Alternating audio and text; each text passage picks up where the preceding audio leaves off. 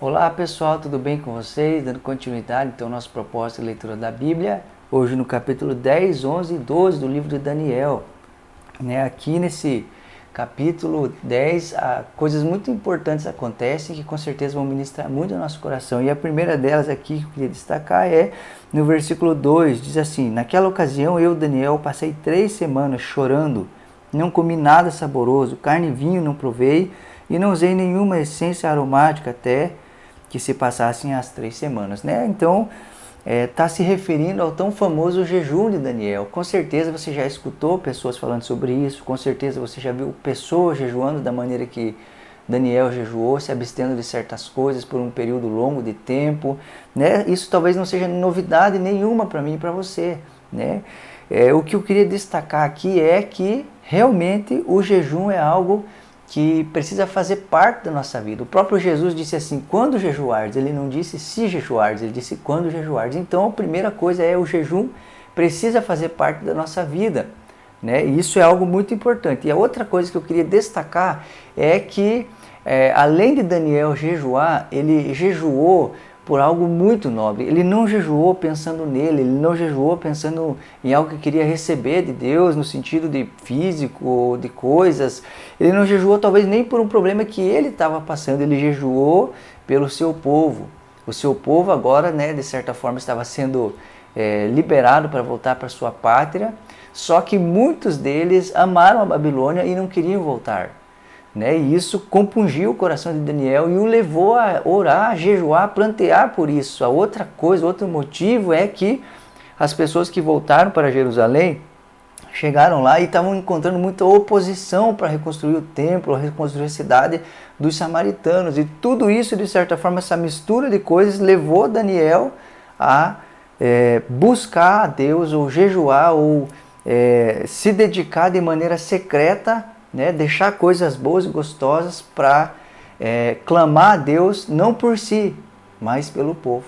E em tudo isso eu percebo algo. Havia em Daniel um coração de intercessor.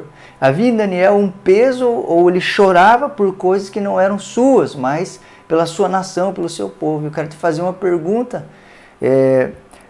Qual foi a última vez que talvez eu e você jejuamos por algo que não fosse para nós?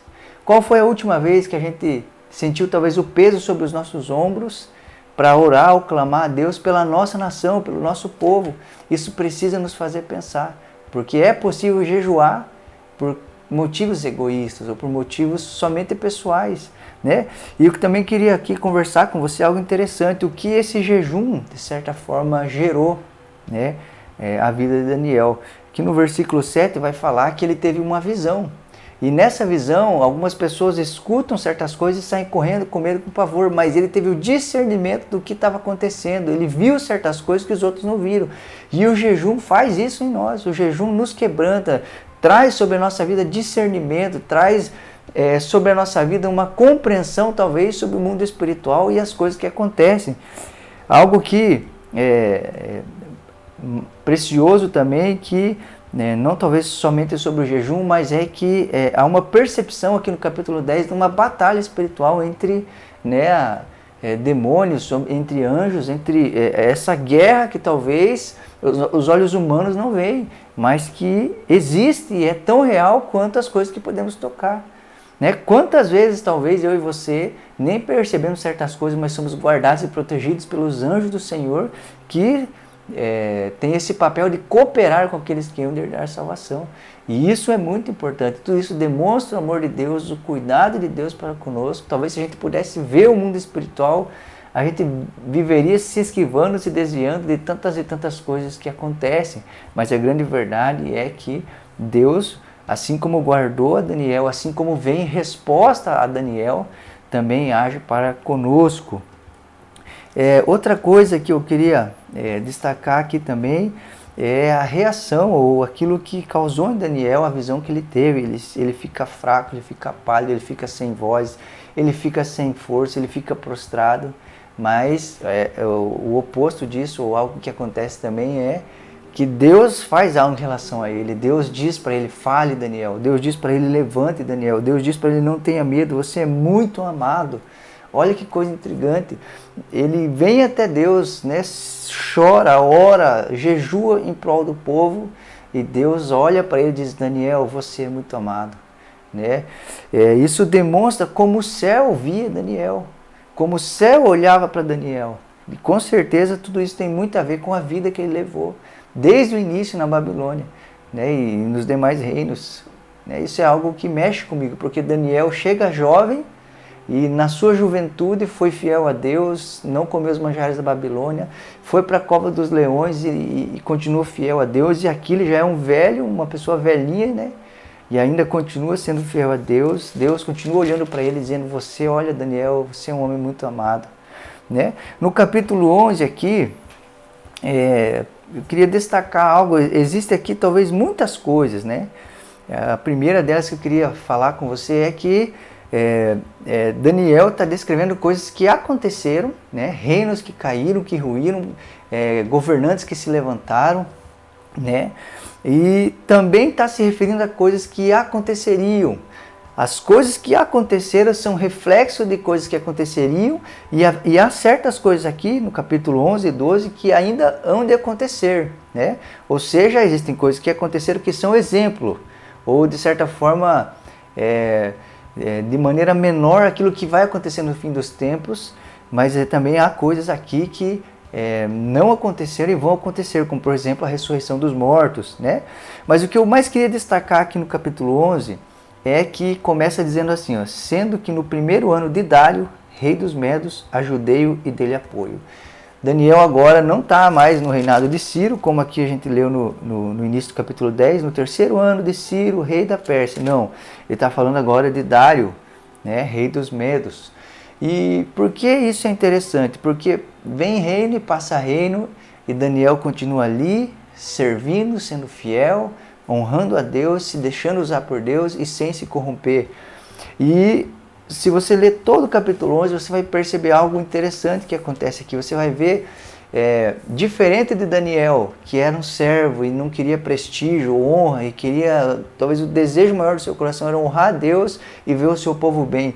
Você vai ver então o oposto disso, vários homens, reis tentando se levantar, tentando minar um ao outro, querendo poder a todo custo, fazendo alianças um com o outro, prometendo algo e voltando atrás, cometendo assassinato para reinar.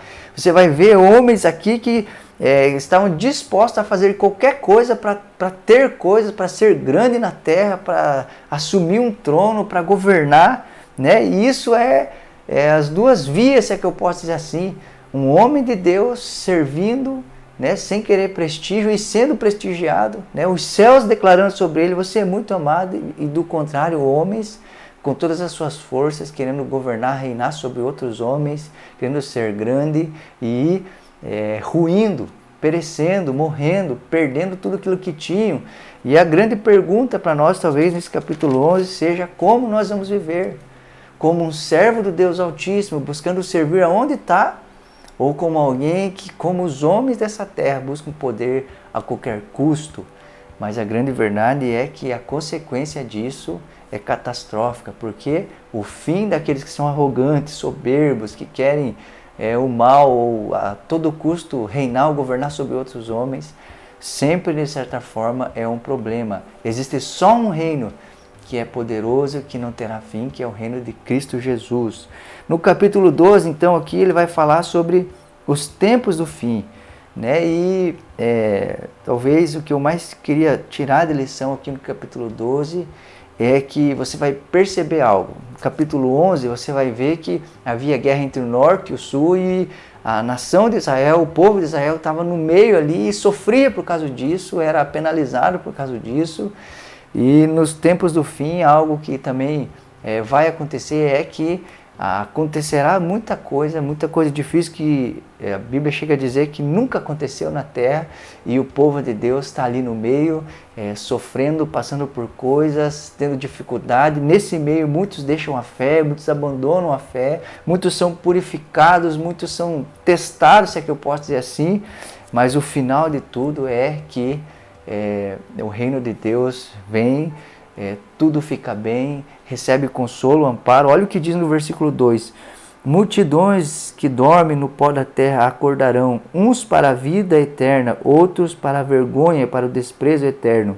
Aqueles que são sábios reluzirão como fulgor do céu, e aqueles que conduzem muitos à justiça serão como estrelas para todo sempre. Ou seja, haverá uma ressurreição, e aqueles que foram fiéis, né, reinarão com Cristo para todo sempre, e aqueles que de certa forma não foram fiéis também ressuscitarão, porém para um lugar de tormento, um lugar que com certeza Deus não quer que eu e você venhamos a ir para lá.